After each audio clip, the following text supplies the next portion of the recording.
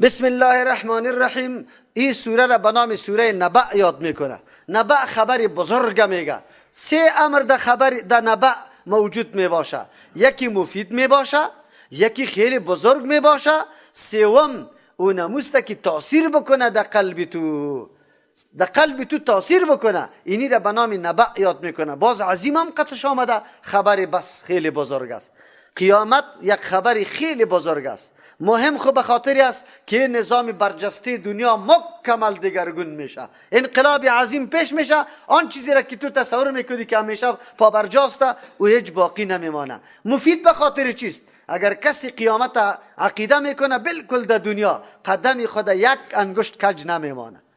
اما حد و حدودی که الله برش تعیین کرده روان است. سر کسی ظلم، زیادت، غیبت، دروغ، تحقیر، هیچ نوع گناه را دیگه مشاهده نمیکنی، به شرطی که عقیده به قیامت داشته باشه. قیامت طور مؤثر هم است او بل تاثیر بکنه در قلب تو. قیامت واقعا در قلب انسان تاثیر میکنه. اگر ما یک زلزله میشه اینمی مسجد یکی در شور میه، یک نفر اینجا باقی نمیمانه، یک چیخ و فریاد میشه. به خاطر چی که میمیریم. تنها مسئله مردن است. از اینمی نعمت‌ها یا زندگی زودگذر دنیا فقط امو تاریخی که تو حرص داشتی یا آرزو داشتی از او پیش از بین میری. از اینمی ما چقدر فریاد میکنیم. قیامت او صحنه است که تو را دائمی یا در نعمت ابدی میشانه و یا در نعوذ بالله عذاب ابدی. چطور تاثیر نکنه در قلب انسان؟ بله، امو مردمایی هستند که نعوذ بالله پرده های خواهش پرستی چیست از سر قوه تعقل و تفکرشان آویزان شده، نبینه حقایق. اونو طور مردما این قیامت انکار میکنه و نمیشناسد دیگه. کلگیست دنیای غرب امروزی اونمو مردمی هستند که یا آنقدر جاهل هستند، آنقدر نعوذ بالله غرقی نعمتهای زودگذر دنیاست که درک نمیکنه که کدام طرف روان هستیم. ما کیستیم؟ برای چی در دنیا آمدیم و الله چرا این نظام پیدا کرده؟ از او خاطری سوره را به نام سوره نبأ یاد میکنه. دیگه سوره یتساءلون هم برش میگه، عمم برش میگه، مختلف ناما داره. این سورت هم سورت مکیست. سورت مکیست که بعد سوره معارج و قبل سوره نازعات 80م سورت نازل شده. این سورت قطع ما قبل ارتباطش در ما قبل الله تبارک و تعالی احوال زجر بالای منکرین، کسایی که از بعث بعد الموت یا از او حالاتی که در قیامت واقع میشد از وا انکار میکرد. الله در اینجا این را به طریق تفصیل بیان میکنه. دیگر دلایل بالای بعث بعد الموت در اینجا ذکر میکنه که الله تبارک و تعالی مختلف نعمتهای خود که بالای انسان ارزانی کرده از او یادآور میشه و انسان متوجه از این میسازه که انسان این همه نعمتها برای تو و تو برای چی؟ اینی قدر گپ خو باید بدانی که تو برای چیستی. از او خاطر الله تبارک و تعالی رد میکنه اول سری مشرکین در مورد قیامت سوالا میکردن. البته این سوالا خاص نیست که تنها در زمان پیغمبر علیه السلام است، بلکه در ادوار مختلف تاریخ همچو سوالا پیدا شده. یک تعداد میگه ای قیامت کی چی را میگه، چی رقم است؟ یک تعداد میگه بله واقع خو میشه، خو آیا روح زنده میشه یا جسد؟ دیگهش میگه چی رقمی زنده میشیم؟ دیگهش میگه زنده خو میشیم، خو مثل گیاوار یک سوال جواب میشه پس کلگی خاک میشیم. مختلف چیستا نظریات و افکار در این مورد موجود است. از او خاطر الله این را یاد میکنه. در حقیقت جواب همه اختلافات است. بسم الله الرحمن الرحیم. عما یتساءلون، اصلش عن ما، از چی چیز. عما نون دمیم مدغم کرده، باز الف از بین برده برای تخفیف. عما یتساءلون، از چی چیز یتساءلون، یکی از دیگه خود سوال دارن. چی چیز از ما بین خود سوال میکنن؟ این بسیار استفهامی بیدار کننده است. از چی چیز سوال داره؟ کپیتال تو متوجه میشی که چی گپ است. یک چیزی خود در اینجا واقع شده. عن النبأ العظیم، یا سوال دارن در مورد خبری خیلی بزرگ خبر است، در مورد از او سوال داره. الذی، هم خبری که هم فیه که مردما در او مختلفونه، اختلاف نظر و رأی داره. یک تعداد بیخی منکر است، یک تعداد که منکر نیست میگه اینمی خبر که واقع میشه ما اول نمرستیم، هیچ کس ما را عذاب نمیده. یهود میتور پندارا داشتن، نصارا میگفت غیر از نصارا دیگه کس نجات پیدا نمیکنه. اینی طور حالت ها اختلافات وجود داره. بعضی میگن نه ما این استخوانا که پوسیده شده چه رقم این را پس زنده بکنم؟ کلا نیست مناسب، یعنی ای طور هم نیست. قیامت چیزی نیست که به سوال و بحث و مباحثه و تحقیق در خیال انسان، در تصور انسان بیاید، قیامت اینطور چیز نیست، بلکه قیامت اینطور چیزی است که هرگاه پیش بیاید وقت معلوم میشه حقیقت، اوجا باز میدانیم که قیامت چیزیست. تا که واقع نشده باشه در ذهن انسان، در تصور انسان گنجایش نداره حقیقت از او. چرا؟ او قدر عظیم بزرگ است. کلا نه نیست مناسب که بحثا و سوالا در بین یکی دیگه خود بکنه. سیعلمون، زود است که بدانه حقیقت از ایره. کی؟ زمانی که از این دنیا چشم ببندی، از امو خاطر در وقت جان کندن هم یک چیزی از آثار او طرف او دنیا در نظر انسان میاد، اونجا باز یک درک میکنه که وای چه عمر تباه شد. قرآن در یک موقع نه به صدها موقع میره میگفت یا لیتنی قدمت لحیاتی، ای الله کاش که در زندگی خود. باز چی میگفتن؟ یا حسرتا، افسوسا را میکشه که کاش که چی میگه؟ یا ویلتا اتخذت مع الرسول سبیلا، خطی پیغمبر را میگرفتم. باز آرمانا میکنه که پس بگردم در دنیا اونجا عمل صالح بکنم. گاهی میگه که ما خو بسیار کوتاهی کردیم در حق الله تبارک و تعالی، برای ما کدام موقع است که پس بگردم. اینی گپا را باز میگه اونجا در یادشان میاد. ثم کلا سیعلمون، باز کلا نیست مناسب که مردم اختلاف بکنه. سیعلمون، زود است که حقیقت حال بدانه. با وقوع قیامت این حقیقت ها معلوم میشه. مفسرین کلا سیعلمون ثم کلا سیعلمون کسی برای تاکید میگیره، چون این امر خیلی بزرگ است. الله بار میگه که باز میفهمی نکو. این سوالای بحث این بیجاست. باز اونجا حقیقت بارد معلوم میشه که قیامت چی رقم روز است و چی کارا میشه. او بعضی میگه اول کلا سیعلمون در مورد سوال است، نیست مناسب که مردما بحث و مباحث سوال داره در بین خود. سیعلمون، زود است که یاب بدانن، چرا که حالات قیامت آلی فعلا در ذهن از یا آمده نمیتونه. او ثم کلا سیعلمون در اختلاف است. الذین هم مختلفون، کلا نه یا اختلاف باید نکنه. سیعلمون، زود است که حقیقتش بدانه. اختلافات فایده نداره. الم نجعل الارض مهادا، آلی متوجه میکنه بری تو که تو انسان فقط زوری دینه میرسید، همه نعمتای الله را استفاده میکنی، او را از او استفاده میکنی و میدانی که الله پیدا کرده، لیکن در یک نقطه که در ذهنت کار نمیکنه شروع کردی در جر و بحث. در یک نقطه، اون نقطه کدام است؟ چه رقم قیامت شوه، چه رقم ما زنده شویم. الله برات میگه عجیب است. چیزای دیگر که هر روز استفاده میکنی او کلش نشانه های قدرت الله، در هیچ گپ نمیزنیدی، تأمل و تفکر نمیکنی، یک نقطه را یافتی. کفار خود دیگه نقطه را پیدا نمیکردن به خاطر اغوای مردم، کسایی که خصوصا خوب عقیده راسخ نداشتن، اینمی شبهات میپرداختن، میگفتن سیکو چه رقم آدم ریزه شو پس زنده شو. نظر نمیکردن که اول چطور بودیم. قرآن اینجا نعمتایی که الله ارزانی کرده برای انسان به این خاطر ای را بیان میکنه که ای انسان، این نعمتای الله تبارک و تعالی اموتور به هدف پیدا نشده.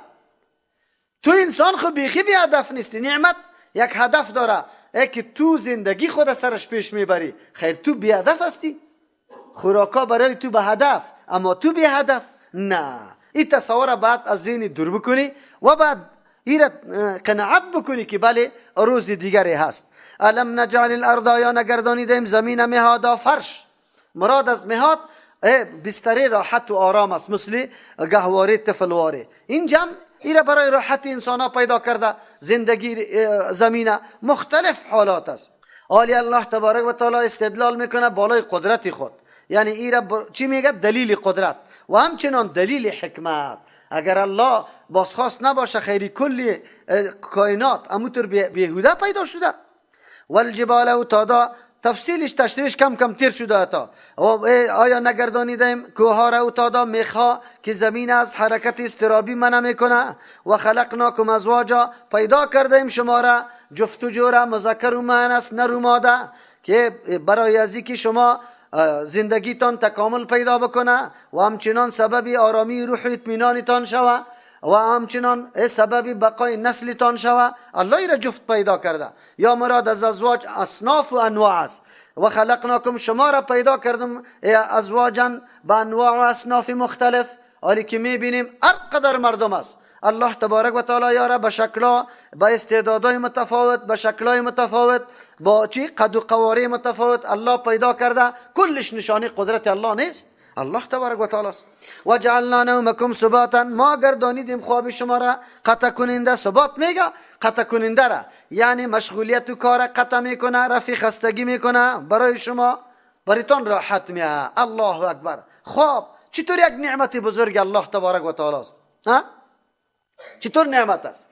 خواب بهترین نعمت است. چرا؟ راحت میده برای تو، خستگی و ماندگی تا از بین میبره و الله به طور فطری حکم جبری خود کلگی را امیر قمارام میسازه، تاریکی را پخش میکنه، برای تو موقع میده. البته خوابی که موزون باشه. بهترین چیز در زندگی انسان خواب است. در زندانا کسایی که زیر شکنجه و فشار میه که توازن روحی خود از دست بده توسط بیخوابی و را مجبور میکنه. کسی که بیخواب است و بالکل چند روز بعد بیخی تکلیف عصبی و روانی برش پیدا میشه. از همون خاطر است که خواب بسیار اهمیت داره در نگاه کردن توازن زندگی انسان. البته خوابی که خیلی مناسب باشه، زیاد نباشه. الله شب برای خواب پیدا کرده. اما مردمایی که زود خواب میکنه خفتن، صبح وقت میخیزه، توازن روحی از او بسیار برابر است. از همون خاطر نیاز به دکترای زیاد نداره که مریض شود. این کسایی که آل لعنتی تلویزیون برآمده کلگی در مریضی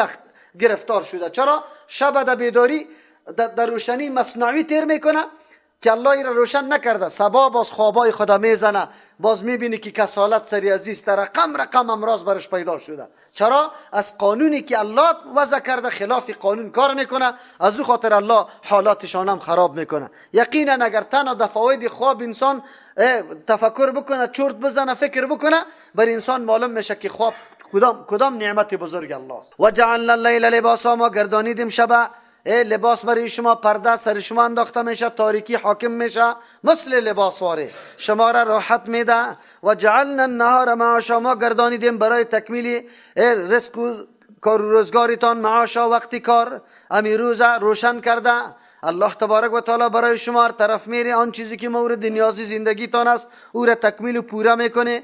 و بنینا فوقکم، و بنینا بنا کردیم با فوقکم بالای شما، سبعا 7 بنا را شدادن که خیلی محکم است. مراد از 7 بنا بعضی مفسرین میگه که 7 برای زیادت است، برای تعداد و حصر نیست. از او خاطر وا میگه که مراد از آسمان ها زیاد است، چرا که مراد فضاهای است که با الله بالا پیدا کرده. یا است که مراد از 7 عددی مخصوص است. بله، الله تبارک و تعالی 7 آسمان پیدا کرده. آسمان نزدیک که او را مزین به کواکب و ستاره ها کرده، اینوی آسمان نزدیک ماست. الله تبارک و تعالی یا را محکم بنا کرده. محکمی از یا به این خاطر است که الله تبارک و تعالی 20 ستونی را چی کرده؟ با وصفی که اینقدر ملائک دو زندگی میکنه و پاره نمیشه، میده نمیشه، مثل که در دنیا بعضی تعمیرات جور میشه باز بعد از او سقوط میکنه. اینطور نیست، در حالی که پایم دیده نمیشه. یا مراد از این سما امی فضایی که فعلا در بین زمین و آسمان قرار داره و این فضا را الله قشر داده، برای ازی چیستا مسافه مقاومت برش داده. تقریبا مسافه مقاومت ازی را ساینسدانا بعد از تحقیق خود گفته مثل که 10 متر از فولاد ایجور شده باشه. اینمی قشر فضای ماست. از همون خاطر سنگای آسمانی که میایه دهی ثابت میکنه و پس خاکستر میگرده و او در دنیا نمیرسه، حالت دیگرگون نمیکنه. الله در او اشاره میکنه و بنینا فوقکم، ما بنا کردیم بالای شما 7 بنا را شدادن که خیلی محکم است. و جعلنا سراجا و هاجا، گردانیدیم آفتاب و هاجا خیلی درخشان، یعنی حرارت و نور دهنده، ام نور میده و ام حرارت میده. اویم کدام نور و حرارت که در زندگی دنیا خیلی تاثیر عمیق داره. همه چیزا را که ما میبینیم ام به حرارت ضرورت داره، ام به نور، و همچنان در پشت سر که آب است.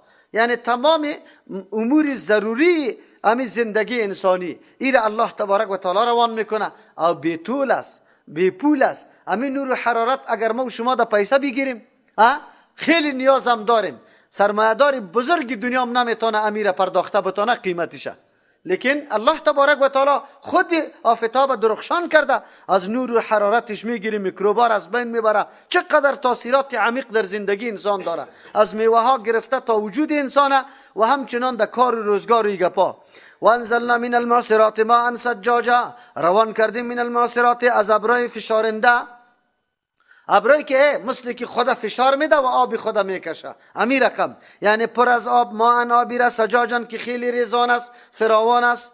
لنخرج به حبا و نباتا، که بکشیم توسط آب حبا دانه ها را و نباتا دیگه گیاه ها را و جنات باغ ها را الفافا که در هم پیچیده، در جایی که آب است. منطقه کجا آباد است؟ در جایی که آب است. جایی که آب است بره دشتا را میبینه که خیلی مساحت داره اما حد در رو زندگی نمیکنه، اما کوه ها را میبینه که بسیار سخت است. خو امونجا که آب استم چند خانه آباد است و باغ و بوٹی خدا جور کرده. در این قرآن کریم بر ما میگه که آب ما پیدا کردیم توسط ازی دانه ها و گیاه ها و درخت ها را کشیدیم. انسان هم میطور است. قطره های باران سبب حیات میشه. آیا قطره های آیات های قرآن کریم سبب حیات انسان نمیشه؟ یکی. آب خود در حقیقت چیسته گبی کدام مواد اساسی کل کائنات گفته شده و جعلنا چیسته من الماء كل شيء حي. زندگی همیشه از هر چیز الله تبارک و تعالی توسط آب کرده. اگر ما یک فابریکه کلان هم میبینیم بدون آب نمیتونه که ماشیناش تا آخر ادامه بکنه. موتر هر قدر سفر میکنه باید آب داشته باشه. یعنی چیز زنده و متحرکه که هر جای میبینه به آب نیسته. درخت و گیاه را که میبینه آب داره که نمو میکنه. از همون خاطر است که اصل سبب تحرک تمام اشیای زنده و متحرک امی آب است. الله دوی اشاره میکنه و این یوم الفصل کان میقاتا، یقینا روزی فیصله یا روزی جدا شدن حق و باطل گروه های مؤمن و کافر کان است میقاتا وقت مقرر به کلگی. یوم ینفخ فی الصور، در روزی که دمیده میشه در سور، فتاتون افواجا، شما میای افواجن در چی افواجن گروه اینه گروه میای. در حدیث میتور میای که فوج میای مطابق اعمالشان. نعوذ بالله زناکار قطعی زناکار است، سودخورا قطعی سودخورا، این همی قسم ظالما قطعی ظالما. همچنان در مقابلش مؤمنا نمازخانه و روزدارا کلگی جماعت هر عمل که غالب است دمو جماعت الله تبارک و تعالی تو را حشر میکنه. و فتحت السماء فکانت ابوابا، باز کرده میشه آسمان، فکانت میشه ابوابا دروازه. اگرچه دروازه ها عالیام است، ملائک در او رفت آمد داره، اونجا دروازه غیر عادی میشه، عادی است در اونجا خیلی زیاد میشه که ملائک فرو میه. و سیرت الجبال، روان کرده میشه کوها، یعنی حرکت داده میشه کوها، فکانت سرابا، میشه کوها با مثل سراب باره. سراب خو وقتی از بالا آدم پایین سعی میکنه جایی که ریگی باشه، فکر میکنی نور آفتاب که سرش تابیده باشه، تو فکر میکنی اونجا آب است، در حقیقت او آب نمی باشه. امی کوهای مستحکم که عالی برای ما و شما معلوم میشه که چقدر محکم است. در حالت میرسه که مثل سراب باره، یعنی بالکل پاشان میشه. اول ابتدایش حرکت و انتهایش سراب. این جهنم کانت مرصادا، یقینا جهنم هست مرصادا، کمینگاه. یعنی در اونجا جهنم کمینگاه است برای کی؟ للطاغین، برای کسانی که سرکش هستند. مآبا، یعنی جای بازگشت یمی سرکش است. طاغین کسانی هستند نعوذ بالله که سرکشی کردن، نه عقیده کردن در مورد او فرمانایی که الله روان کرده و نه عمل کرده در دستورات الله. لابثین فیها، درنگ تیر کننده هستند در اونجا، وقت تیر کننده است. احقابا، قرنهای بی نهایت، زمانهای پی در پی.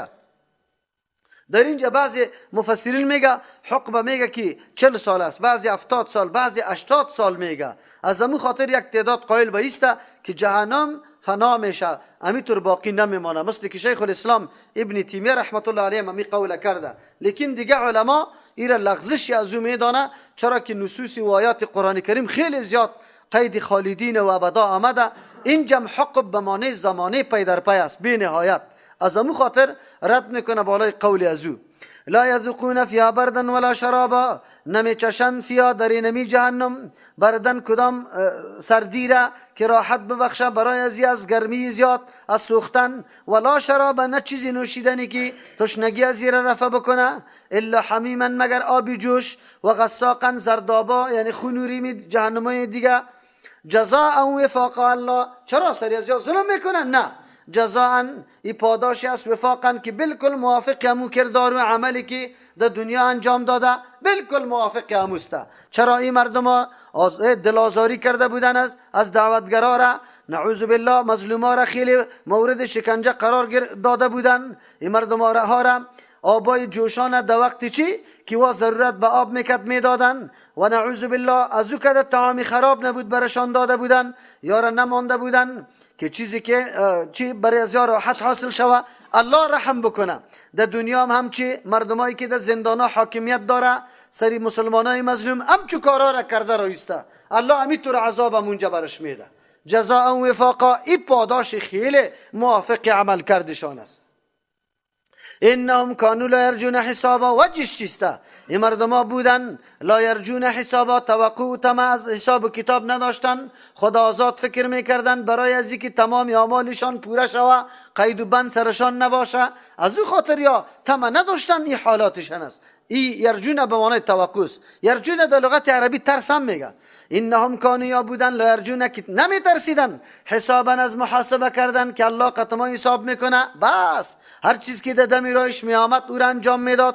و کذبوا بآیاتنا کذابا، نسبت دروغ کردن به احکام ما، به دلایل ما، یا به دلایل توحید یا بحث بعد الموت یا آمدن قیامت. کذابا به تکذیب کردن، به هیچ وجه حتی گوش نگرفتن. و کل شیء احصیناه کتابا، الله میگه تمام چیز ما منضبط کردیم، شمار کردیم. کتابا به شمار کردن، ما یک چیز از پیش ما خطا نیست. فذوقوا، پس بچشی، فلن نزیدکم، هرگز زیاد نمیکنم برایتان، الا عذاب، مگر عذاب. چرا؟ یاد در عمرتان، در زندگیتان فقط دیگه کار نکردی غیر از جنایت. اینجا می نمیتون عذاب مسلسل است، قطع نمیشه که شما بگوی که مرگ آمده نیست و ما آرام میشیم.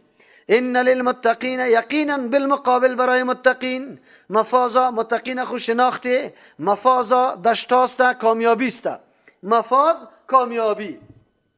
حدائق، برایشان باغ هاست، و عنابا، انگور است. انگور به طور خصوصی ذکر میکنه، چرا؟ بسیار خاصیت های مفیدی داره. هم انرژی است، هم جای چیست، نان میگیره، هم جای شیر میگیره. 2 برابر گوشت به انسان چی میده؟ بگوی انرژی میده.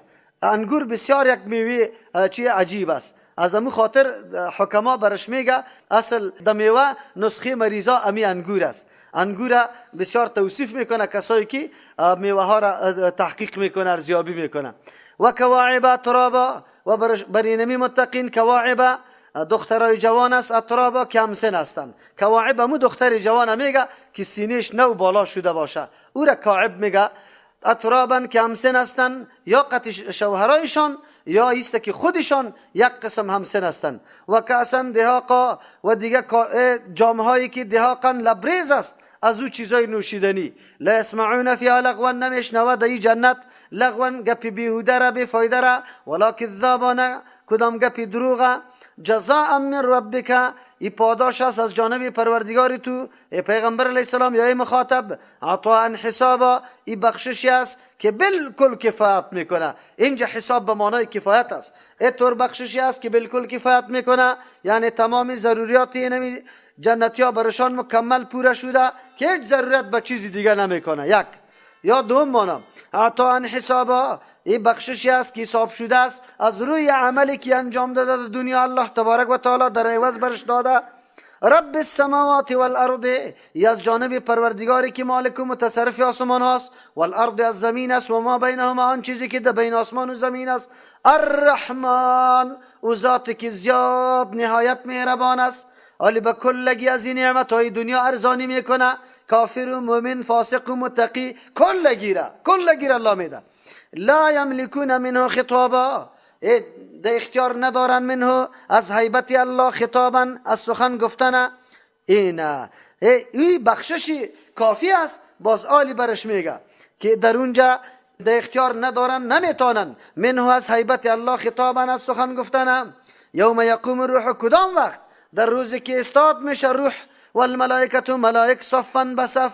مراد از روح یا جبرئیل امین است. بعضی مردم میگه روح عبارت از یک نوع از مخلوقات الله است که غیر فرشته و انسان است. بعضی میگه مراد از روح ملائکه هستند که واخیل مقام مقرب داره به نزد الله تبارک و تعالی، ولی قول راجح جبرئیل امین است. چرا؟ این مقام خیلی ارزنده پیش الله داره. در روزی که استاد میشه جبرئیل امین و الملائکه، ملائک صفا، فقط بصف، یعنی حتی ملائک هم در اونجا لب به شور دادن نمیتونه، سخن گفته نمیتونه بدون اذن الله، به خاطری که واضح شود برای کل مخلوقات که ببینه امین ملائک که با این قدر توانمندی، قدرت، عزت، قربت، نزدیکی به الله، بازم اینجا لب شور داده نمیتونه. لا یتکلمون، سخن گفته نمیتونه الا من، مگر کسی که اذن له الرحمن، اجازت کنه برش پروردگار مهربان، و قال صوابا، و بگویه گپی حقه، گفته باشه گپی حقه. مراد از صواب گپی کسی که عقیده توحید اعتراف کرده اونو مردم را الله اذن میکنه. ذالک الیوم الحق، این امی روز حق است. حق چیزی ثابت میگه، واقعی را میگه که حقیقت داشته باشه. واقعا روزی چی است؟ بگه حق و ثابت است. چرا؟ به خاطری که یک قدر نظام زندگی دنیا فقط و فقط به خاطر این روز بود که کل کشمکش ها در سر برسه، در انجام برسه در روز. فمن شاء اتخذ، الله میگه کسی که میخواه اتخذ میگیره الی ربی، به سوی پروردگار خود مآبا، پناهگاه یا مرجع را، جای رجوع را. هر کس که طرف الله روان میشه، قرآن بیان کرده اینی رای الله است و به این سیستم تو میرسی، همه شرایط و همه علامات بیان کرده و تو روان شو. الله میگه اینی طور حالت است. انا انذرناکم، یقینا ما بیم دادیم شما را به کمال دلسوزی و شفقت، عذابا، از طور عذابی که قریبا نزدیک است، یعنی آینده است. یوم ینظر المرء، و کدام روز است؟ این روزی که میبینه هر شخص ما او اعمالی را قدمت که پیش فرستاده، خدا کنه خوب است یا بد است، تمام اعمالش مجسم در پیش خودش میشه. و یقول الکافر، میگوید کافر یا لیتنی، ای کاش که کنتو میبودم ترابا، خاک. عجیب است. و انسانی که ناز میکرد، خرامان میرفت، تکبر میکرد، روزی فرا میرسه که آن چیزی که بسیار به تو بی ارزش معلوم میشد در دنیا، خاک، اونجا میگی که کاش که من خاک میبودم. لیکن خاک خو بسیار کرامات داره، خاک خو بسیار کمالات داشت، لیکن اونجا به خاطر ازی که از عذاب الله رهایی پیدا بکنه. در اینجا مفسرین بعضی نوشته میکنه که الله حیوانات هم زنده میکنه، از همون خاطر قصاصشان گرفته میشه، از اوی که مظلوم واقع شده به وا موقع داده میشه که از ظالم قصاص بگیره. بعد از او الله فرمان میده که کلگی خاک میشه. از او خاطر کافر میگه که کاش که ما مثل حیوانات واری خاک میشدیم و عذاب بر ما داده نمیشد. بعضی میگه که نه، اونجا وقت حالات مشاهده بکنه، حقیقت حال خودشان برای خودشان چی میشه معلوم میشه. باز میگه که کاش که از اول ما در عرصه وجود پاره نمیگذاشتیم که مبتلا به این گپا میشدیم. قرآن چی درسای عظیم میده؟ تو انسان هستی، از همین خاک پیدا شده، ولی اگر قدم در چوکاتی که الله برات وضع کرده گذاشتی، ملائک هم سری مرتبه و سری مقام درشک میخوره. اما اگر نعوذ بالله رای حیوانیتی تا پیش گرفتی، باز مقام و مرتبت از خاک قدم پایین میشه. الله ما و شما را دو سر حد نرسانه. الله عزت نصیب ما بکنه.